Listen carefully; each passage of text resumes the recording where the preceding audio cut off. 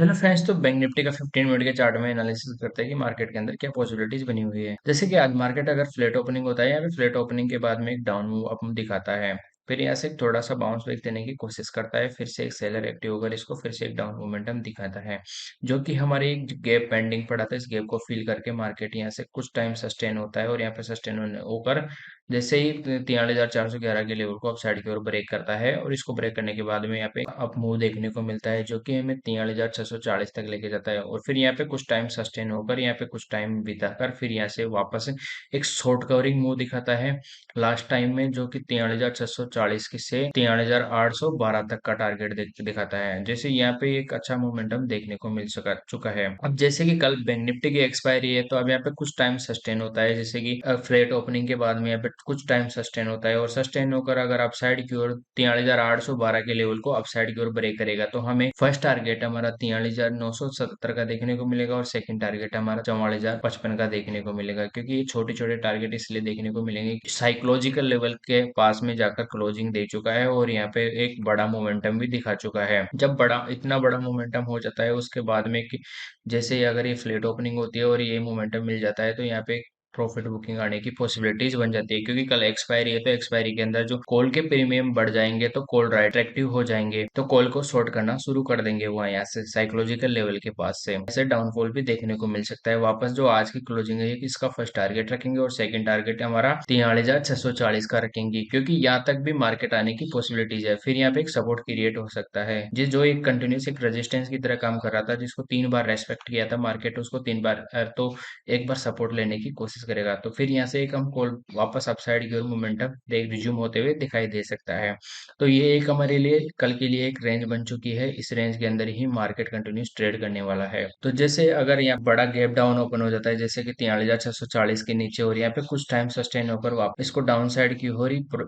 Range को या कुछ कैंडल स्टिक देकर उसको डाउन साइड की ओर ही ब्रेक करता है, तो हमें एक डाउन मोमेंटम देखने को मिल सकता है, जो कि 43,411 तक लेके आएगा। तो ये कि हमारा एक सपोर्ट की तरह काम करेगा, तो फिर इसको यहाँ पे टाइम स्पेंड कर इसको ब्रेक करेगा, तो हमें 43,285 का टारगेट देखने को मिलेगा। तो ये दोनों टारगेट डाउन साइड की ओर जब गैप डाउन ओपनिंग के बाद में देखने को मिल सकते हैं। अगर बड़ा गैप अप ओपन हो जाता है, जैसे 44,055 के आसपास, तो हम यहाँ पे वेट करेंगे। यहाँ पे कुछ शूटिंग स्टार कैंडल मिलती है फर्स्ट में ही, और यहाँ पे कुछ बेरिश प्राइस एक्शन मिलता है देखने को, तो हम यहाँ पे ट्रेड करने की कोशिश करेंगे डाउन साइड की ओर। क्योंकि साइकोलॉजिकल लेवल के पास में जाने के बाद में और एक बड़ा मोमेंटम होने के बाद में अगर उनकी प्रीमियम बढ़ जाती है, तो कॉल राइटर को अट्रैक्टिव करती है, तो कॉल राइटर अट्रैक्टिव होकर कॉल को शॉर्ट करना शुरू कर देते हैं, तो एक एक्सपायरी के दिन अच्छा खासा डाउन मोमेंटम भी देखने को मिल सकता है। यहाँ पर continuous market gap up gap up gap up market upside की ओर मोमेंटम दिखा रहा था। आज थोड़ा सा फ्लैट ओपनिंग के बाद में एक डाउन मोमेंटम दिखाया था, फिर यहाँ से एक वी शेप रिकवरी देखने को मिली थी। आज कल की क्लोजिंग भी और आज की ओपनिंग को भी हाई को काट कर उसके ऊपर क्लोजिंग दे चुका है मार्केट, तो अब ये एक साइकोलॉजिकल एक रेजिस्टेंस की तरह भी काम कर सकता है। तो यहाँ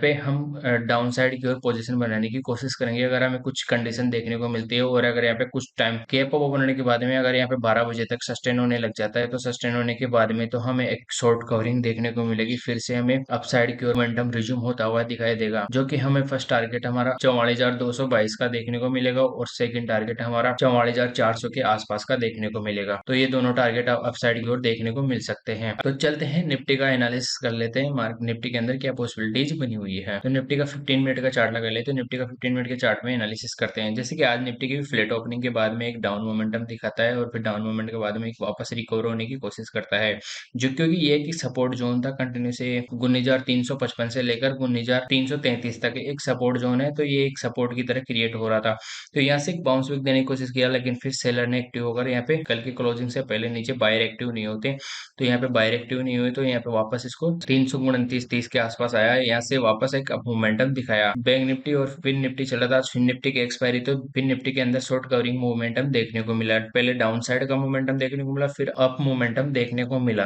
तो दोनों बोथ साइड मोमेंटम देखने को मिले, फिन निफ्टी के अंदर भी, बैंक निफ्टी के अंदर भी और निफ्टी के अंदर भी। तो एक अच्छा खासा मोमेंटम देखने को मिल चुका है निफ्टी के अंदर। तो जैसे ही अगर यहाँ पे फ्लैट ओपनिंग होती है इस जोन के अंदर, जैसे 19,422 से लेकर 19,380 के बीच के अंदर यहाँ फ्लैट ओपनिंग होती है, और यहाँ टाइम भी जाता है और इसको ब्रेक करता है अप साइड की ओर, जैसे 19,400 422 के लेवल को। तो फिर हमें एक फर्स्ट टारगेट हमारा 19,455 का देखने को मिलेगा। सेकंड टारगेट 19,488 का देखने को मिलेगा, और इसको भी ब्रेक करता है तो हमें 19,522 का फाइनल टारगेट देखने को मिलेगा, जो कि एक स्ट्रॉन्ग रेजिस्टेंस के रूप में काम करने वाला है, क्योंकि एक साइकोलॉजिकल लेवल है। जो साइकोलॉजिकल लेवल होते हैं वो एक स्ट्रॉन्ग रेजिस्टेंस के रूप में काम करते हैं, सपोर्ट और रेजिस्टेंस के रूप में काम करते हैं। जैसे कि अगर बड़ा गैप अप ओपन हो जाता है, जैसे कि 19,488 के आसपास, तो हम यहाँ पे शूटिंग स्टार कैंडल मिल जाती है तो ऊपर का स्टॉप लॉस लगाकर इसके नीचे शॉर्ट करने को प्रेफर करेंगे, क्योंकि यहाँ से एक अच्छा डाउनफॉल देखने को मिल सकता है, जो कि आज का क्लोजिंग का फर्स्ट टारगेट रखेंगे और सेकंड टारगेट हमारा 19,380 का रखेंगे। तो ये दोनों टारगेट भी मुझे आसानी से देखने को मिल सकता है। अगर इसको यहाँ पे टाइम स्पेंड कर इसको भी डाउन साइड की ओर ब्रेक करता है तो फिर हमें एक वापस एक डाउन मोमेंटम देखने को मिल सकता है, 19,333 तक लेके आ सकता है। यहाँ पे ही टाइम स्पेंड जैसे 19,488 से लेकर 19,455 के बीच में ओपन होकर यहाँ पे टाइम स्पेंड करने लग जाता है, तो हम कोई भी इमीडिएट ट्रेड करने की कोशिश नहीं करेंगे, कोई भी जल्दीबाजी नहीं करेंगे। जब तक इस रेंज को ऐसे रेंज बनाकर इसको अप साइड और डाउन साइड की ओर ब्रेक नहीं करेगा तो हमें कोई भी अच्छा खासा मोमेंटम नहीं देखने को मिल सकता, क्योंकि गैप अप ओपन होने के बाद में हमें पहले भी देखने को मिल रहा है कि गैप अप ओपन होता है मार्केट तो यहाँ पे एक रेंज बाउंड मोमेंटम देखने को मिलता है।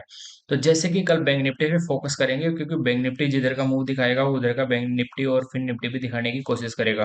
क्योंकि आज बैंक निफ्टी के अंदर भी शॉर्ट कवरिंग मोमेंटम देखने को मिला था, तो अच्छा खासा उसमें प्रीमियम बढ़ चुके हैं, तो कॉल राइटर अट्रैक्टिव होंगे तो अट्रैक्टिव होकर उनको शॉर्ट करना प्रेफर करेंगे। और जिन्होंने आज पोजीशन लेके गए होंगे, अगर गैप ओपन होता है बड़ा तो गैप ओपन होने के बाद में प्रॉफिट बुकिंग करना कोशिश। तो जैसे अब अगर बड़ा गैप डाउन ओपन हो जाता है, जैसे कि 19,380 के नीचे, तो 19,380 के नीचे गैप डाउन ओपन होने के बाद में यहाँ पे फर्स्ट कैंडल का, जैसे फर्स्ट कैंडल यहाँ पे रेड कैंडल बनती है इसके नीचे, तो यहाँ पे रेड कैंडल के नीचे जो कोई भी कैंडल बनेगी उसमें शॉर्ट करना प्रेफर करेंगे, क्योंकि एक फर्स्ट मोमेंटम देखने को मिलेगा। तो 320 तक का टारगेट रखेंगे, फिर इसको भी अगर ब्रेक करता है तो हमें ये जो गैप बना हुआ है गैप फिलिंग ट्रेड मिल सकता है, क्योंकि जो ये सपोर्ट था जो वीक हो चुका है, इसको बार बार टच कर चुका है मार्केट। तो अब जैसे ही इसको ब्रेक करेगा तो हमें एक डाउन मोमेंटम देखने को मिलेगा, जो कि हमें 19,280 का टारगेट रखेंगे फिर, और 19,240 का टारगेट रखेंगे। तो ये दोनों टारगेट भी आसानी से देखने को मिल सकते हैं, तो हम ये पे इसमें ट्रेड करने की कोशिश करेंगे। वीडियो अच्छा लगे तो वीडियो को लाइक करें, कमेंट करें और हमारे यूट्यूब चैनल को सब्सक्राइब करें। Thank you all of.